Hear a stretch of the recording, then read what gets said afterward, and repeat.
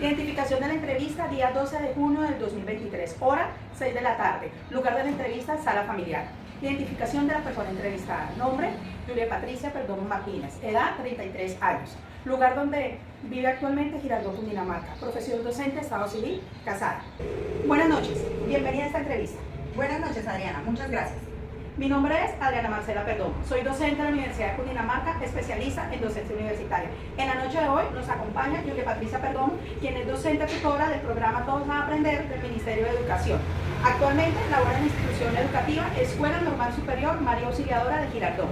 Y actualmente también es aspirante a maestría del curso titulado Recursos Digitales Aplicados a la Educación en la Universidad de Cartagena. Este trabajo tiene como objetivo conocer la importancia de las teorías pedagógicas contemporáneas de la educación del siglo XXI. A continuación le realizaré 3 preguntas. Cuénteme, ¿qué diferencias hay entre la educación del siglo XXI con la educación del pasado?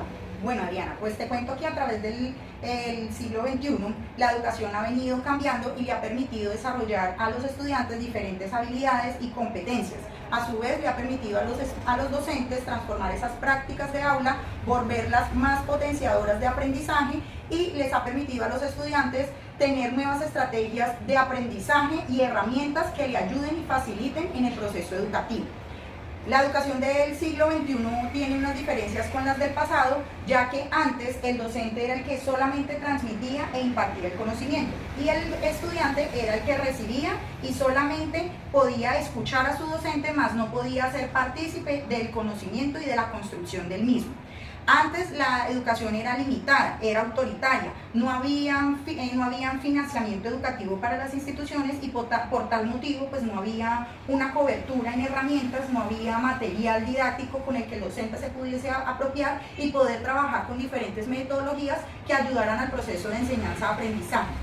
El conocimiento era impartido solamente por el maestro y ahora ha cambiado esto en el siglo XXI, ya que los maestros son agentes que facilitan el conocimiento, que le permiten al estudiante construir su conocimiento en conjunto, hacer trabajos colaborativos, emplear herramientas didácticas, emplear estrategias con material lúdico y recreativo para que el estudiante aprenda de manera atractiva y se sienta a gusto por aprender y por adquirir nuevos conocimientos. Bueno, ¿y qué actores intervienen en la educación del siglo XXI? Bueno, Adriana, pues los actores que intervienen en la educación del siglo XXI son los docentes, quienes son mediadores y facilitadores de ese conocimiento y quienes entregan prácticas de aula innovadora a través de varias estrategias. Los estudiantes, que son los protagonistas principales, quienes en este caso, en el siglo XXI, ocupan un lugar importante como agentes activos, constructores de ese conocimiento. También está la institución como un actor fundamental, que es el espacio o el escenario en donde se da esa adquisición del conocimiento.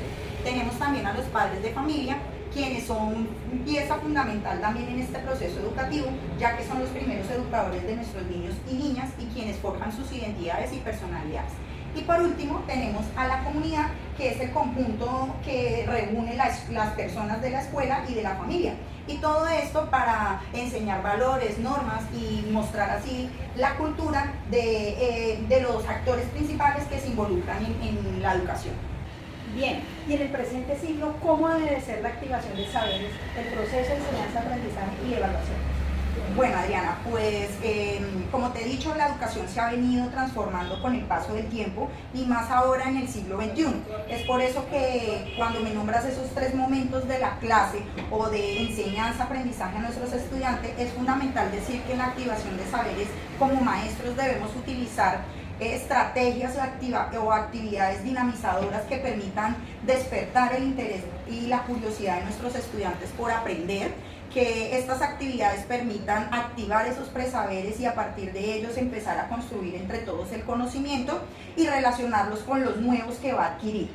En cuanto al proceso de enseñanza-aprendizaje, pues el estudiante es el factor principal en el cual construye el conocimiento de la mano con su docente, también creando pues vínculos con otras personas en trabajos de manera colectiva, entre pares o en grupos colaborativos que permitan desarrollar estrategias de aprendizaje y que esto influya en cuanto a la adquisición de nuevos contenidos. Es aquí donde también el maestro debe ser pieza fundamental para que cree temáticas que vayan acorde a esas singularidades que hablamos inicialmente y que también tenga técnicas de aprendizaje para poder impartir esos conocimientos, orientarlos, porque la idea es que entre el agente maestro y estudiante sean un equipo colaborativo que permita mejorar ese proceso de enseñanza-aprendizaje y que sea facilitador de ese conocimiento nuevo.